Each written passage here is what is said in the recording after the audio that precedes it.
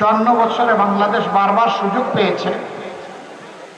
যারা শাসন ক্ষমতায় এসেছেন তারা নিজেরা ক্ষমতাবান হয়েছেন, কিন্তু জনগণের ক্ষমতা তারা বৃদ্ধি করেন নাই।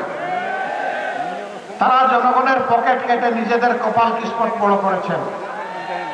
জনগণের টাকা চুরি করেছেন, ডাকাতি করেছেন, লুণ্ঠন করেছেন, ব্যাংক ধ্বংস করেছেন, বিমা ধ্বংস করেছেন, শেয়ার মার্কেট লুট করেছেন, মেগা প্রকল্পের নামে মেগা দুর্নীতি করেছেন। এই লুণ্ঠন করা টাকাগুলো দেশে রাখার সৎ সাহস ছিল না বলে বিদেশে পাচার করে দিয়েছে, যার পরিমাণ হচ্ছে 28 লক্ষ কোটি টাকা। এই টাকা কার? এই টাকা আপনাদের। এই টাকা কার? এই টাকার মালিক জনগণ।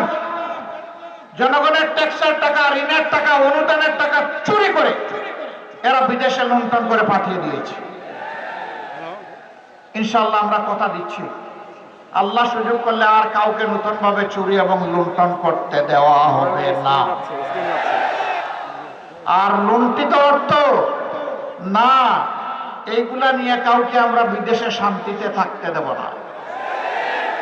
আমি একটু শক্ত করেই বলি, হাতটা আস্তে করে মুখ দিয়ে পেটের ভিতরে ঢুকে ওগুলা বের করে আনবো ইনশাআল্লাহ। ফেরত এনে লুণ্ঠিত টাকা যুক্ত হবে রাষ্ট্রীয় কোষাগারের তহবিলে। দুর্নীতি আমরা পছন্দ করি না, বগলের নিচে দুর্নীতিবাজদেরকে আশ্রয় দেব না। ব্যাংক ডাকাতি আমরা করি না, কোন ব্যাংক ডাকাতের সাথে আমাদের কোনো আপোষ সফা হবে না। মামলা বাণিজ্য আমাদের খাসলত নয়, মামলা বাণিজ্য যারা করেছে তাদেরকেও আইনের আওতায় আনা হবে। নিরীহ মানুষকে কষ্ট দেওয়ার জন্য, নিরীহ মানুষের উপর জুলুম করার জন্য